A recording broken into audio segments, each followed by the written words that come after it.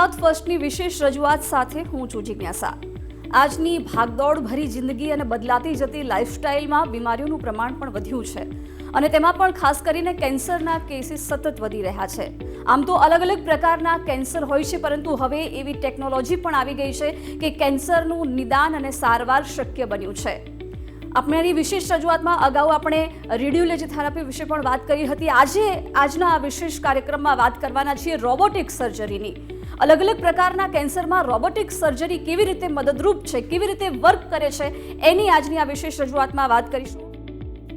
અને આ જ અંગે માર્ગદર્શન માટે આપણી સાથે ગેસ્ટ પેનલ ઉપસ્થિત છે. આપણી સાથે જોડાયા છે યુરો ઓન્કોલોજીસ્ટ ડૉક્ટર હિમાંગ બક્ષી અને ડૉક્ટર વિપુલ તિલવા. બંનેનું ખૂબ ખૂબ સ્વાગત છે સર. એટલે ખાસ તો મૂત્રાશયના કેન્સર અને પ્રોસ્ટેટ કેન્સરની આજે વાત કરીશું. આ બંને કેન્સરમાં કેવી રીતે રોબોટિક સર્જરી ભાગ ભજવે છે, કેવી રીતે વર્ક કરે છે, કેવી રીતે મદદરૂપ થાય છે એની વાત કરીશું. સૌથી પહેલાં ડૉક્ટર હિમાંગ સાથે વાત કરીશું, એમની પાસેથી માર્ગદર્શન મેળવીશું. Doctor Himang, robotic surgery prostate કેન્સરના દર્દીઓમાં પેશાબની સ્થિરતા અને જાતીય કાર્ય જાળવવાની શક્યતાઓમાં સુધારો કરે છે ખરા? હા, રોબોટિક સર્જરી છેલ્લા 20 વર્ષમાં પ્રોસ્ટેટ કેન્સર અને બીજા યુરિનરી કેન્સરની સારવારમાં એક મોટી ક્રાંતિ સર્જી છે. અને અત્યારે પ્રોસ્ટેટ કેન્સરની આપણે વાત કરીએ તો 90% જેટલા ઓપરેશનો અત્યારે રોબોટિક પદ્ધતિથી દુનિયાભરમાં થઈ રહ્યા છે. અને આપણા દેશમાં અને મોટા શહેરોમાં જેમ કે અમદાવાદ, ગુજરાતમાં પણ ઘણા બધા સેન્ટર્સમાં રોબોટિક સર્જરી ઉપલબ્ધ છે. અને આ ફાયદો પ્રોસ્ટેટ કેન્સરની સર્જરીમાં એ છે કે જો કેન્સર પ્રોસ્ટેટની બહાર ન પ્રસર્યું હોય તો આ સર્જરીમાં પ્રોસ્ટેટ અને આસપાસની જે ટિશ્યુઝ છે એને આપણે કાઢી અને દર્દીને કેન્સર મુક્ત કરી શકીએ છીએ. હવે આ ઓપરેશન પ્રોસ્ટેટ અંદર એવા ભાગમાં શરીરમાં આવેલું છે કે જ્યાં સુધી પહોંચવું ઓપન સર્જરી કે લેપ્રોસ્કોપિક સર્જરીથી મુશ્કેલ હોય છે. જ્યારે રોબોટિક સર્જરીથી 10 ગણું આપણી પાસે મેગ્નિફિકેશન મળે છે સર્જનને. અને જે ઇન્સ્ટ્રુમેન્ટ્સ હોય છે એ રિસ્ટેડ હોય છે, એટલે એનો એ ગમે તે ડિરેક્શનમાં ફરી શકે છે, જે એક નાની જગ્યામાં કામ કરવા માટે ખૂબ જ આઈડિયલ છે. અને કોઈ પણ સર્જનને કે દર્દીને તકલીફ પડ્યા વગર આ ઓપરેશન આપણે સક્સેસફુલી પાડી શકીએ છીએ. જેમના મોટા ફાયદામાં બ્લીડિંગ ઓછું થાય, દર્દીને હોસ્પિટલમાંથી જ વહેલી રજા મળે, દુખાવો ઓછો થાય, આ બધા તો જનરલ ફાયદા છે રોબોટિક સર્જરીમાં. પણ પ્રોસ્ટેટ કેન્સરની સર્જરીમાં ખાસ કરીને પેશાબનો કંટ્રોલ જે છે એ આપણે ઝડપી આવી શકે એમ છે રોબોટિક સર્જરી દ્વારા, અને પૂરેપૂરું આવી શકે એમ છે. અને આ વિશે ઘણા બધા સ્ટડીઝ થઈ ચૂક્યા છે ઇન્ટરનેશનલી, અને સાબિત થઈ ચૂક્યું છે કે ત્રણેય પદ્ધતિ ઓપન, લેપ્રોસ્કોપી અને રોબોટિકથી પ્રોસ્ટેટ કેન્સર આપણે ક્યોર કરી શકીએ છીએ. પણ રોબોટિક સર્જરી આ બાબતે શ્રેષ્ઠ છે. અને બીજો જે સવાલ છે જાતીય ઉત્તેજનાને આપણે રિકવર કરવાનો જે છે, તેમાં પણ રોબોટિક સર્જરીમાં આપણે નર્વ સ્પેરિંગ જે કહી શકીએ એ ખૂબ સારી રીતે અને વધારે ચોક્કસપણે કરી શકીએ છીએ. અને દર્દીની સેક્સ્યુઅલ લાઈફ પણ આપણે મહદઅંશે રિકવર કરી શકીએ છીએ સારી રીતે. એ રોબોટિક સર્જરી એના માટે પણ શ્રેષ્ઠ છે. તો પ્રોસ્ટેટ કેન્સરના દર્દીઓમાં જ્યારે રોબોટિક સર્જરી થાય છે ત્યારે ઘણું હેલ્પફુલ રહે છે. ડૉક્ટર હિમાંગ, આપની પાસેથી એ પણ જાણવું છે કે મૂત્રાશય કેન્સર થાય છે ત્યારે દર્દીઓને જ્યારે રોબોટિક સર્જરી કરવામાં આવે છે ત્યારે એકંદરે તેમના જીવનની ગુણવત્તામાં કેવો સુધારો જોવા મળે છે? મૂત્રાશયનું કેન્સર પ્રમાણમાં થોડું વધારે રિસ્કી કેન્સર છે. અને ઘણીવાર પહેલા અથવા બીજા સ્ટેજમાં મૂત્રાશયના કેન્સરની સારવારમાં આખું મૂત્રાશય કાઢી નાખવાની જરૂર પડે છે. મૂત્રાશય કાઢ્યા પછી આપણે નવું મૂત્રાશય શરીરના આંતરડામાંથી જ આપણે બનાવી શકીએ છીએ, જેથી કરીને પેશાબનો રસ્તો કુદરતી જગ્યાએથી આપણે આપી શકીએ દર્દીને, અને નેચરલ યુરિનરી પેસેજ એમનો જે છે એ પ્રમાણે રાખી શકીએ. આ સર્જરી એક જટિલ સર્જરી છે. ઓપન અને લેપ્રોસ્કોપીમાં એમાં ખૂબ સમય લાગે અને વધારે તકલીફવાળી સર્જરી છે. ત્યારે રોબોટિક સર્જરીથી આપણે આખી બ્લેડર નવી બનાવી શકીએ છીએ દર્દીના આંતરડામાંથી, અને એ સચોટપણે સારી રીતે ઓછા બ્લડ લોસ સાથે આપણે કરી શકીએ છીએ. અને એસ્પેશિયલી ફિમેલ પેશન્ટ્સ હોય ત્યારે દર્દીને કોઈ પણ ચીરા વગર આપણે આખું બ્લેડરનું ઓપરેશન કરી અને નવી બ્લેડર બનાવી અને એમને સાજા કરી શકીએ છીએ. 5 કે 6 દિવસમાં આપણે દર્દીને રજા આપી શકીએ છીએ. અને આના પરિણામો પ્રમાણમાં ઓપન કે લેપ્રોસ્કોપી સર્જરી કરતાં વધારે સારા છે કેન્સર કંટ્રોલ માટે અને ફંક્શનલ રિકવરી માટે. એટલે પહેલા અથવા બીજા સ્ટેજમાં કેન્સર હોય ત્યારે તો રોબોટિક સર્જરીથી અઢળક ફાયદા છે, પરંતુ જ્યારે એડવાન્સ કે ઉચ્ચ જોખમવાળું પ્રોસ્ટેટ અથવા મૂત્રાશયનું કેન્સર છે એ સમયમાં રોબોટિક સર્જરી કેવી રીતે મદદરૂપ કરે છે? એટલે દરેક પ્રોસ્ટેટ કે બ્લેડર કેન્સરમાં રોબોટિક સર્જરીથી સારવાર થઈ શકે અથવા કરવી જોઈએ એ જરૂરી નથી, એ આપણે સમજવાની જરૂર છે. ફર્સ્ટ અને સેકન્ડ સ્ટેજમાં રોબોટિક સર્જરી દ્વારા જો ઓપરેશન કરવામાં આવે તો એ સંપૂર્ણપણે દર્દીને કેન્સર નાબૂદ કરી શકવામાં આપણે કેપેબલ હોઈએ છીએ. પણ જ્યારે રોગ આગળ વધેલો હોય, જેમ કે ચોથા સ્ટેજનું કેન્સર હોય, કેન્સર ફેલાઈ ચૂક્યું હોય, ત્યારે પ્રોસ્ટેટના ઓપરેશન કરવાથી દર્દીને આયુષ્યમાં કોઈ આપણે લાભ આપી શકતા નથી કે એની ક્વોલિટી ઓફ લાઈફમાં આપણે ફેરફાર કરી શકતા નથી. માટે આવો જ્યારે સ્ટેજ હોય ત્યારે રોબોટિક સર્જરીનો કોઈ રોલ રહેતો નથી. તો ચોથા સ્ટેજનું કેન્સર હોય, બ્લેડરનું કે પ્રોસ્ટેટનું, એમાં સામાન્ય રીતે રોબોટિક સર્જરી કરીને પ્રોસ્ટેટ કાઢવાની જરૂર હોતી નથી અને અમે કરતા નથી. ક્યારેક હાઈ રિસ્ક પ્રોસ્ટેટ કેન્સર હોય કે જે ત્રીજા સ્ટેજમાં હોય, એમાં આપણે રોબોટિક સર્જરીથી પ્રોસ્ટેટ કાઢી અને બાકીની ટ્રીટમેન્ટ જેમ કે રેડિયોથેરાપી છે કે હોર્મોનલ થેરાપી છે એ ક્યારેક અમે એનો ઉપયોગ કરતા હોઈએ. પણ સામાન્ય રીતે જ્યારે રોગ આગળ વધેલો હોય ત્યારે રોબોટિક સર્જરીનું ખાસ યોગદાન રહેતું નથી. ઓકે, તો ડૉક્ટર હેમાંગ, શું આ કેન્સરમાં વારંવાર સર્જરી અથવા બચાવ પ્રક્રિયાઓ માટે રોબોટિક સર્જરીનો ઉપયોગ કરી શકાય છે? બચાવ પ્રક્રિયામાં એક કન્ડિશન છે સાલ્વેજ પ્રોસ્ટેટેક્ટોમી, જેને કહીએ કે જ્યારે દર્દીને શરૂઆતના પ્રોસ્ટેટ કેન્સર માટે પહેલાં શેકથી સારવાર કરવી હોય, એક રેડિયોથેરાપી આપેલી હોય, અને પછી કેન્સર પાછું આવે, ધારો કે 4 વર્ષે 5 વર્ષે, ત્યારે આપણે પ્રોસ્ટેટનું કેન્સરનું ઓપરેશન રોબોટિક સર્જરી દ્વારા સાલ્વેજ પ્રોસ્ટેટેક્ટોમી કરીને કરી શકીએ. પણ બાકી જો ફરી રિકરન્ટ કેન્સર થયું હોય કોઈ પણ પદ્ધતિ પછી, બ્લેડરનું કે પ્રોસ્ટેટનું, એમાં સામાન્ય રીતે સર્જરીનો બહુ રોલ રહેતો નથી. ઓકે, તો શું રોબોટિક સર્જરી સર્જનોને સ્વસ્થ પેશીઓને સાચવીને કેન્સરને વધુ સંપૂર્ણપણે દૂર કરવાની મંજૂરી આપે છે? બિલકુલ. રોબોટિક સર્જરીથી આપણે આજુબાજુની નોર્મલ ટિશ્યુને ડેમેજ થયા વગર, જેમ કે સેક્સ્યુઅલ ફંક્શનની નર્વ્સ છે જે પ્રોસ્ટેટની બિલકુલ બાજુમાંથી જતી હોય છે, એટલે આપણે સચોટપણે કેન્સર અંદર રાખ્યા વગર આ નર્વ્સ જો બચાવીએ તો દર્દીને સેક્સ્યુઅલ ફંક્શન જલ્દી રિગેન થાય છે અને પેશાબનો કંટ્રોલ પણ ઝડપી રિગેન થાય છે. કારણ કે રોબોટિક સર્જરીમાં 2 ફાયદા છે. એક તો 10 ગણું મેગ્નિફિકેશન છે, તમને કોઈ પણ સ્ટ્રક્ચર 10 ગણું મોટું દેખાય છે. બીજી વસ્તુ, એમાં ઇન્સ્ટ્રુમેન્ટ્સ પણ તમે જે જગ્યાએથી એંગલ આપીને વાળી શકો એ રીતે વળી શકે છે અને આપણે એ રીતે કામ કરી શકીએ છીએ. એટલે સચોટપણે નોર્મલ ટિશ્યુને ડેમેજ થયા વગર આપણે રોબોટિક સર્જરી દ્વારા કેન્સરનું ઓપરેશન કેન્સર રાખ્યા વગર અંદર કરી શકીએ છીએ. એટલે મૂત્રાશય અને પ્રોસ્ટેટ કેન્સરમાં રોબોટિક સર્જરી કરવામાં આવે છે. આને લઈને ઘણી બધી ગેરમાન્યતાઓ પણ હશે, તો આને તમે કેવી રીતે દૂર કરવા માંગશો? શું ખરેખર એ ગેરમાન્યતાઓ સાચી છે? ઘણી ગેરમાન્યતાઓ છે. સૌથી પહેલી તો કે રોબોટ જાતે ઓપરેશન કરે છે કે સર્જન કરે છે. સો નોર્મલી સર્જન જ ઓપરેશન કરતા હોય, રોબોટ જાતે તો હજી એ સ્ટેજમાં નથી આપણે ટેકનોલોજી ક્ષેત્રે કે આપણે રોબોટ જાતે જ ઓપરેશન કરી શકે. તો સર્જનના કંટ્રોલમાં જ બધું રહેતું હોય છે. બીજી ગેરમાન્યતા એ છે કે રોબોટિક સર્જરી ખર્ચાળ છે.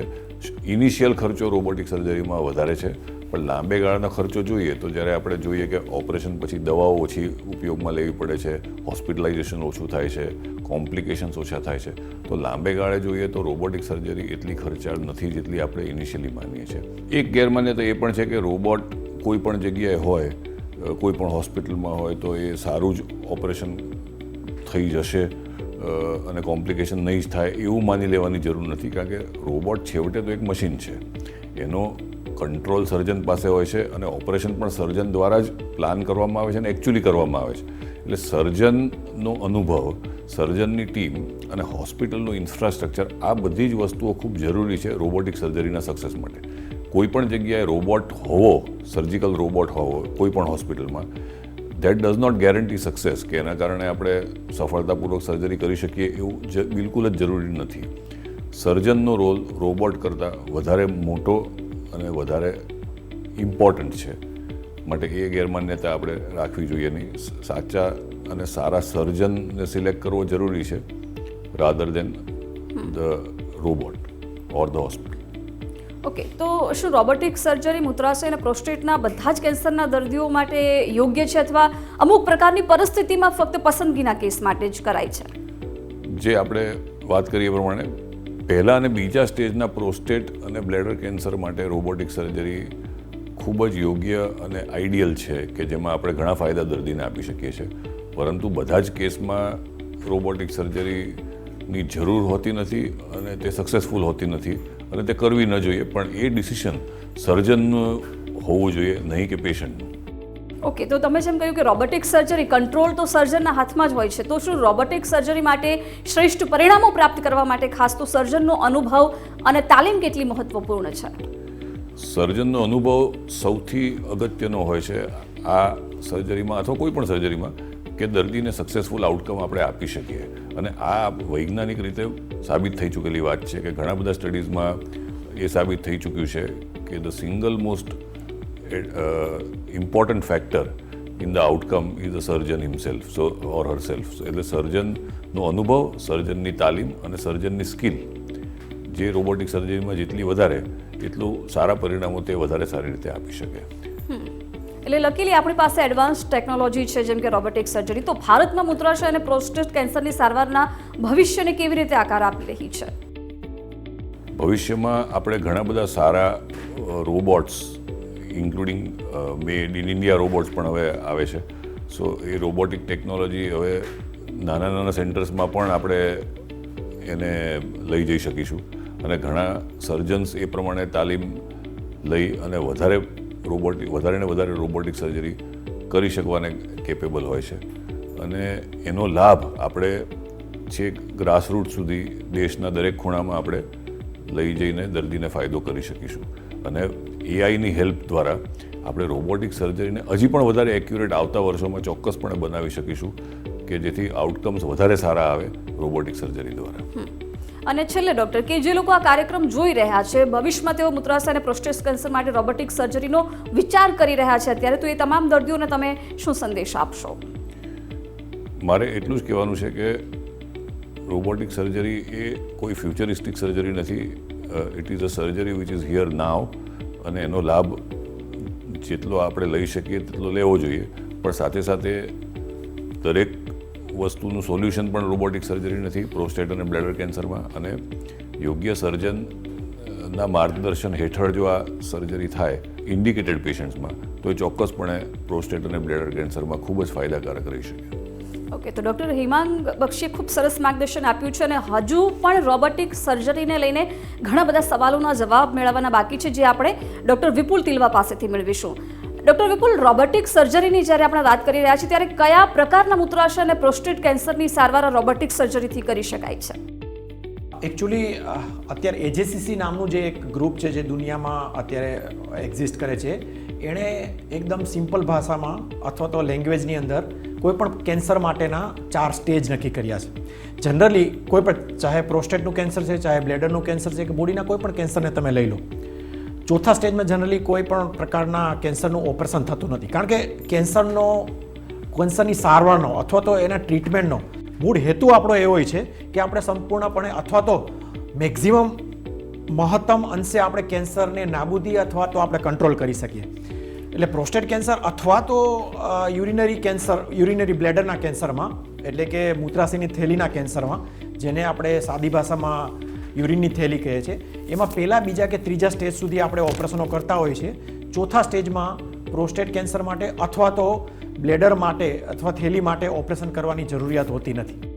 એટલે અત્યારે તો કેન્સર માટે સારવારના અલગ અલગ પ્રકાર છે, તો આમાં પરંપરાગત ઓપન અથવા લેપ્રોસ્કોપી સર્જરીથી આ રોબોટિક સર્જરી કઈ રીતે અલગ છે, કઈ રીતે જુદી પડે છે? હવે તમને જો સિમ્પલ લેંગ્વેજની અંદર સમજાવું તો તમને કોઈ કહે છે કે તમારે અહીંથી 10 કિલોમીટર દૂર તમારે ચાલીને જવાનું છે, તમારે રિક્ષાની અંદર જવાનું છે, અથવા તમારે મર્સિડીઝ કારની અંદર જવાનું છે, તો હવે તમે આ સિમ્પલ લેંગ્વેજની અંદર તમે ડિફરન્સ બધાને સમજી શકશો કે ચાલીને જવાનું છે તો તમારે આજુબાજુ એક્સિડન્ટનો ભય રહેશે, તમને પ્રદૂષણનો ભય રહેશે, તમે ચાલતા ચાલતા થાકી જશો, તમને પસીનો વળશે. તમે કોઈ સાદી કારની અંદર જશો તો એની અંદર તમને જેટલો કમ્ફર્ટ જે મર્સિડીઝમાં અથવા તો બીજી કોઈ સારી કારની અંદર જે મળે છે એ તમને નથી મળવાનો. સેમ રીતે આપણે અહીંયા વિચારવા જઈએ તો ઓપન સર્જરી એક મોટો પેટ ઉપર કે અથવા તો શરીરના કોઈ પણ ભાગ ઉપર એક આપણે કટ મૂકતા હતા, વધારે પડતો ત્યાં બ્લડ લોસ થતો હતો. ટિશ્યુ કે આપણે જે માંસપેશીઓ છે એને ખેંચાણથી ખેંચીને પછી અંદર આપણા હાથથી સર્જરીઓ કરવા જતા હતા, એટલે બ્લીડિંગનું રિસ્ક વધારે રહેતું હતું. તમારું વિઝન એ સર્જનની જે વિઝિબિલિટી છે અથવા એની આઈ છે અથવા એના એક્સપિરિયન્સ ઉપર આધાર રાખતું હતું. ઓપરેશન પછી જે સ્ટીચીસ આવતા હતા એના માટે પેઇન વધારે થતું હતું દર્દીને. ઓપરેશન દરમિયાન લોહીનો વહાવ વધારે થતો હતો. હોસ્પિટલમાં વધારે દિવસો સુધી આપણે દર્દીને રાખવો પડતો હતો. એન્ટીબાયોટિક ઇન્ફેક્શન ના થાય એટલા માટે આપણે આપતા હતા. વધારે પડતી એનાલ્જેસિક આપતા હતા આપણે. આ બધા જ જે ફેક્ટરો છે, જે પેશન્ટની આપણે સાદી ભાષામાં મોર્બિડિટી અથવા પ્રોબ્લેમ કહીએ છીએ, એ આ રોબોટિક સર્જરીની અંદર આપણે ફિલ્ટર થઈ જાય છે. હવે આપણે વાત કરીએ કે આ વાત થઈ ઓપન અને રોબોટિક વચ્ચેનો શું ડિફરન્સ છે. હવે આપણે વાત કરીએ કે લેપ્રોસ્કોપી અને રોબોટિક વચ્ચેનો શું ફરક છે. લેપ્રોસ્કોપી સેમ જેવી રીતે રોબોટ સર્જરી કરે છે એવી જ રીતે લેપ્રોસ્કોપી થાય છે, પણ અહીંના જે રોબોટિકમાં જે ઇન્સ્ટ્રુમેન્ટ છે એમના જે પેટની અંદર જાય છે એ 360 ડિગ્રી વળી શકે છે, એટલે કોઈ પણ દિશાની અંદર વળી શકે છે. જ્યારે લેપ્રોસ્કોપીના ઇન્સ્ટ્રુમેન્ટ 360 ડિગ્રી વળી શકતા નથી.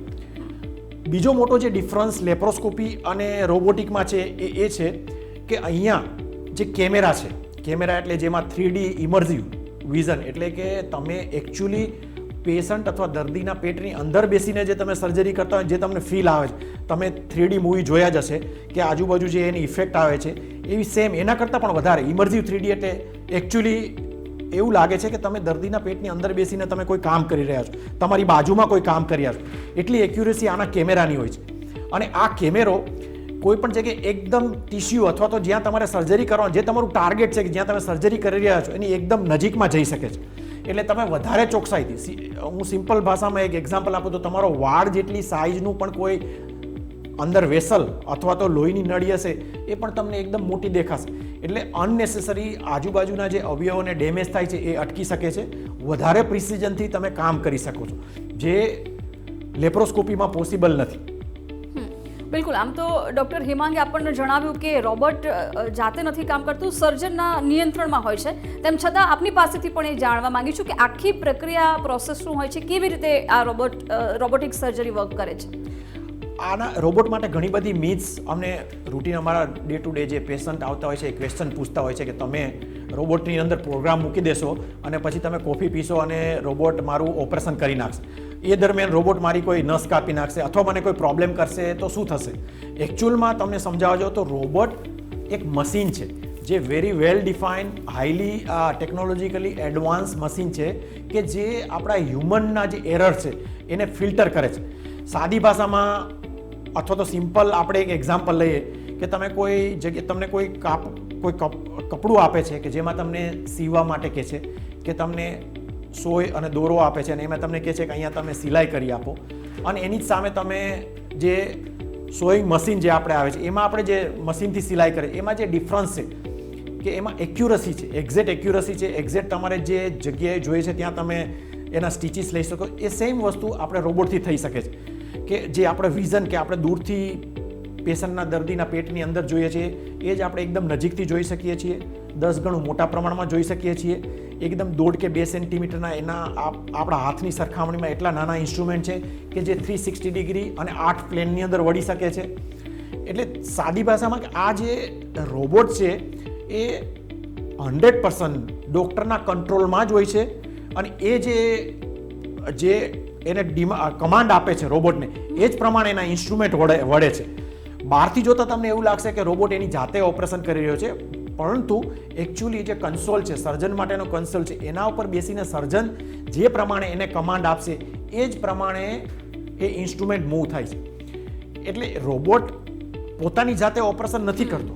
રોબોટને તમે જે કમાન્ડ આપો છો એ પ્રમાણે એના મશીન ચાલે છે અને એ પ્રમાણે વધારે ચોકસાઈથી એમના ઇન્સ્ટ્રુમેન્ટો ચાલે છે અને વધારે સારી રીતે જોઈ શકાય છે અને આજુબાજુની જે માંસપેશીઓ કે ટિશ્યુ છે એને ઓછા નુકસાનની સાથે એક્યુરસીથી કેન્સરને આપણે દૂર કરી શકીએ છીએ. હા, એટલે જ્યારે રોબોટિક સર્જરીથી સારવારની વાત હોય ત્યારે ચોકસાઈનો સવાલ ચોક્કસથી ઉઠે. તો આ બંને પ્રકારના કેન્સરના ઓપરેશનમાં રોબોટિક સર્જરી કેવી રીતે વધુ ચોકસાઈ માટે પરવાનગી આપે છે? આપણે હમણાં થોડી વાર પહેલાં જે પ્રમાણે મેં વાત કરી છે એ પ્રમાણે કે આપણી પાસે પહેલાં જ ઓપરેશન પહેલાં જ આપણે MRI કરાવેલા છે, CT સ્કેન કરાવેલા છે. સર્જનને ખબર જ છે કે કઈ જગ્યાએ પ્રોસ્ટેટમાં પણ જમણી બાજુની પ્રોસ્ટેટ, ડાબી બાજુની પ્રોસ્ટેટ, ઉપરના ભાગમાં કેન્સર હોવું, નીચેના ભાગમાં કેન્સર હોવું, આગળના ભાગમાં કેન્સર હોવું, પાછળના ભાગમાં કેન્સર હોવું, એ સર્જનને ઓપરેશન કરતાં પહેલાં એક્ઝેક્ટ એના માઇન્ડની અંદર જ છે કે ભાઈ આ જગ્યાએ કેન્સર છે અને આ જગ્યાએ મારે દૂર રહેવાનું છે. કેન્સરમાં બે વસ્તુ હંમેશા ઇમ્પોર્ટન્ટ છે.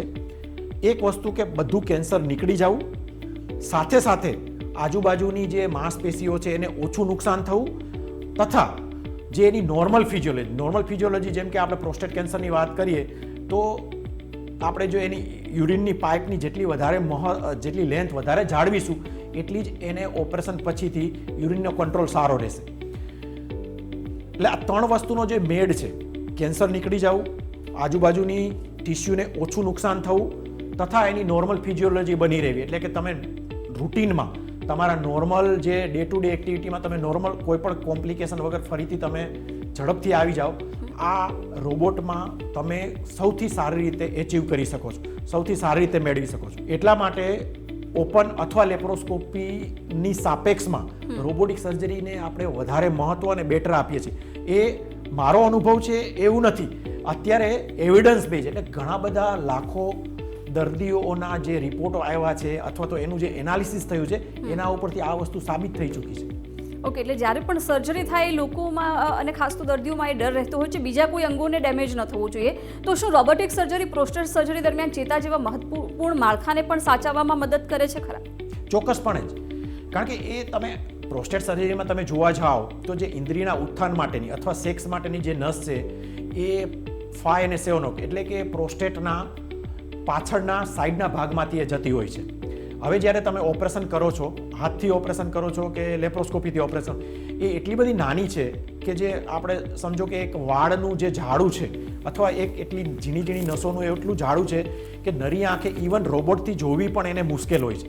એટલે આ જ્યારે એને બચાવવાની વાત આવે ત્યારે એક્ઝેક્ટલી તમારી પાસે સારું વિઝન, એની નજીક જઈને સારું વિઝન તથા નજીક જઈને જોવું તથા બને એટલી એની જે લોહીની નસો છે એને બચાવવી તથા એના ઉપર ખેંચાણ ના આવે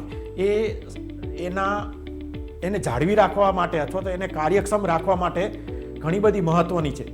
આ વસ્તુ જો આપણે રોબોટિકલી કરવા જઈએ તો જે આપણો મેઇન એઇમ છે અથવા તો જે આપણો ગોલ છે કે ભાઈ આ નસોને મિનિમમ ડેમેજ સાથે આપણે પ્રોસ્ટેટના કેન્સરને નીકાળી દઈએ, અને જ્યારે કેન્સરને નીકાળીએ ત્યારે એ પણ જરૂરી છે કે બધું કેન્સર નીકળી જાય અને નસો જળવાઈ રહે.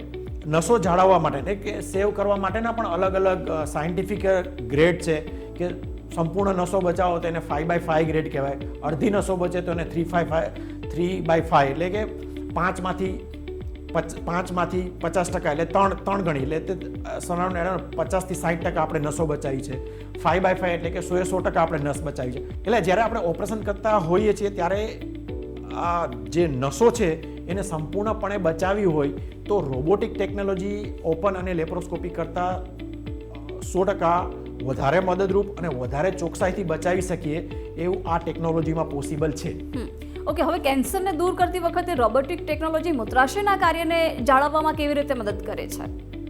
મૂત્રાશયનું કેન્સર એટલે કે યુરોલોજીમાં જો યુરો-ઓન્કોલોજીકલ કેન્સરની અંદર આપણે વિચારવા જઈએ તો આ સૌથી વધારે એગ્રેસિવ કેન્સર છે. એના સ્ટેજ પ્રમાણે જેમ કે પહેલું સ્ટેજ છે તો આપણે થેલી નીકાળવાની જરૂર નથી. એગ્રેસિવ પહેલું સ્ટેજ અથવા તો બીજા સ્ટેજમાં અથવા તો ત્રીજા સ્ટેજમાં કિમોથેરાપી અને અથવા તો ઇમ્યુનોથેરાપી આપ્યા પછી જો કેન્સર ડાઉનગ્રેડ થાય તો આપણે જનરલી પેશાબની થેલી નીકાળવાની જરૂરિયાત પડતી હોય છે. પેશાબની થેલી નીકાળ્યા પછી પેશન્ટ માટે 2 કે 3 ઓપ્શન હોય છે. યા તો પેશાબનો ભાગ શરીર ઉપર આપણે બહાર લાવીએ જ્યાંથી પૂરા લાઈફ એના પેટ ઉપરથી યુરિન આવશે કે જ્યાં આપણે પ્લાસ્ટિકની બેગ લગાવી દઈએ અને પ્લાસ્ટિકની બેગ ભરાઈ જાય એટલે ફરીથી આપણે ખાલી કરી દેતા હોઈએ છીએ. હવે જ્યારે રોબોટિક સર્જરી આવી છે, કારણ કે આ ઓપરેશનો લાંબા અને જટિલ હોય છે, એટલીસ્ટ 4-5 કલાક કે 6 કલાક ચાલતા ઓપરેશનો છે. પૂરી દુનિયાની અંદર જોવા જઈએ તો આ ઓપરેશનમાં 3% મોર્ટાલિટી એટલે કે 100માંથી 3 લોકો 90 દિવસની અંદર મૃત્યુ થતું હોય છે. 50% કરતાં વધારે લોકોને નાની મોટી કહેવું ટાંકા ખુલી જવા, અંદર આંતર છૂટા પડી જવા, યુરિનની લીક થવી, આ પ્રકારના કોમ્પ્લિકેશનો રહેલા છે. રોબોટિક સર્જરીના આવવાથી જે આ જે કોમ્પ્લિકેશન છે એમાં ઘણા બધા અંશે ઘટાડો જોવા મળ્યો છે. વૂન્ડ રિલેટેડ એટલે કે જે આપણે કાપો મૂકીએ છીએ એના રિલેટેડ બધા જ કોમ્પ્લિકેશનો જતા રહ્યા છે. લોહીનો વહાવ જે વધારે પડતો થતો હતો એ પણ ઓછું થઈ ગયું છે. વધારે પ્રિસાઇઝ રીતે આ સર્જરી આપણે હવે કરી શકીએ છીએ. એનાથી પણ વધારે જે ઇમ્પોર્ટન્ટ વસ્તુ એ છે કે રસ્તાને જે યુરિનના રસ્તાને બહાર આપવાની જગ્યાએ આંતરડામાંથી જ એક નવી આપણે થેલી જેવી જ, જેને આપણે ડુપ્લિકેટ, સાદી ભાષામાં કહીએ તો ડુપ્લિકેટ, આપણા દર્દીઓની ભાષામાં વાત કરીએ તો ડુપ્લિકેટ થેલી બની શકે છે અને એને આપણે નીચે યુરિનના ભાગમાં જોડી શકીએ છીએ. એટલા માટે ઓપરેશન પછી દર્દી નેચરલ રીતે જેવી રીતે પહેલાં યુરિન પાસ કરતો હતો એવી જ રીતે નીચેથી પાસ કરી શકે છે અને એ બહુ સારી રીતે કામ કરી છે. એની કોઈ અવધિ હોતી નથી. એ આખી લાઈફ જેવી રીતે નોર્મલ થેલી કામ કરે છે એવી જ રીતે એ કામ કરે છે. તો રોબોટિક સર્જરી લોહીનું નુકસાન કેવી રીતે ઘટાડે છે? અને બીજો એક સવાલ કે શું ચીરા નાના હોય છે જેનાથી દર્દીઓ માટે ડાઘ કે પછી પીડા ઓછી થાય છે? યસ, રોબોટિક સર્જરી આપણે અત્યારે જ્યારે બીજી લેંગ્વેજમાં સમજાવવા જઈએ તો એને કીહોલ સર્જરી એટલે કે નાના કાણામાંથી થતી સર્જરીની વાત કરીએ. રોબોટની અંદર 4 એના હાથ હોય છે, હેન્ડ એના 4 હોય છે, જે પેટ ઉપર 1 સેન્ટીમીટર કરતાં નાનું એટલે કે 7 mm ના કાણાની અંદરથી એક પાઇપમાંથી એના જે રોબોટના હાથ છે એ અંદર જતા રહે છે. હવે કોઈ પણ આપણે વાત કરીએ કે મૂત્રાશયની થેલીની સર્જરી, તો એમાં તમે 10 થી 15 સેન્ટીમીટરનો મોટો કટ મૂકો અને એની સામે નાના 4 સેન્ટીમીટરના એના નાના 4 હોલ, જે 1 સેન્ટીમીટર કરતાં ઓછા હોલ મૂકો તો તમે સમજી શકો છો કે એ જે ડેમેજ થાય છે એ એકદમ ઓછું થાય છે અને એકદમ પ્રિસાઇઝ અને નાના હોલમાંથી સર્જરી જાય છે. એને લીધે ઓપરેશન પછી દર્દીને દુખાવાની જે પ્રોબ્લેમ છે એ બધા ફિલ્ટર આઉટ થઈ જાય છે. ઇન્ફેક્શનના જે પ્રોબ્લેમ છે એ ફિલ્ટર આઉટ થઈ જાય છે. ઝડપથી બીજે જ દિવસે ઊભો થઈને ચાલતો થઈ જાય છે. એટલે છેલ્લો એક સવાલ કે દરેક ઓપરેશન પછી દર્દીઓ પૂછતા હોય છે કે કેટલા સમયમાં રિકવરી અથવા કેટલા સમયમાં નોર્મલ જીવન જીવતા થઈ જશે. તો આ બંને પ્રકારના ઓપરેશનમાં પણ રોબોટિક સર્જરી પછી સામાન્ય પ્રવૃત્તિમાં પાછા દર્દી ક્યારે આવી શકે છે? રોબોટિક સર્જરીમાં જે રિકવરીનો ટાઈમ છે એ એકદમ શોર્ટેસ્ટ રિકવરીનો ટાઈમ હોય છે. જેમ કે પ્રોસ્ટેટ સર્જરી કરીએ તો એ દિવસે સાંજે અથવા બીજે દિવસ સવારથી પેશન્ટ પોતાના બેડમાંથી એમની જાતે હરતો ફરતો નોર્મલ થઈ જાય છે. જ્યારે બ્લેડરની સર્જરીની તમને વાત કરું તો 1 થી 2 દિવસની અંદર લગભગ 48 અવરમાં એ પોતાની જાતે પોતાની બધી જ ક્રિયાઓ કરતો થઈ જાય છે. જ્યારે ઓપન સર્જરીમાં આ જ ટાઈમ આપણે 2 થી 3 દિવસ વધારે લેન્થી હોય છે, વધારે એક્સટેન્ડ થાય છે. બિલકુલ. તો મૂત્રાશય અને પ્રોસ્ટેટ કેન્સરમાં રોબોટિક સર્જરી કેવી રીતે વર્ક કરે છે, કેવી રીતે મદદરૂપ બને છે, તે અંગે ખૂબ ઊંડાણપૂર્વક માર્ગદર્શન ડૉક્ટર હિમાંગ અને ડૉક્ટર વિપુલે આપણને આપ્યું છે. આપ બંને સ્ટુડિયોમાં ઉપસ્થિત રહ્યા, ખૂબ ખૂબ આભાર આપનો. Thank you. તો અમારા વિશેષ એપિસોડમાં અત્યારે બસ આટલું જ. નવા એક વિષય સાથે ફરીથી મળીશું. ત્યાં સુધી મને આપશો રજા. નમસ્કાર.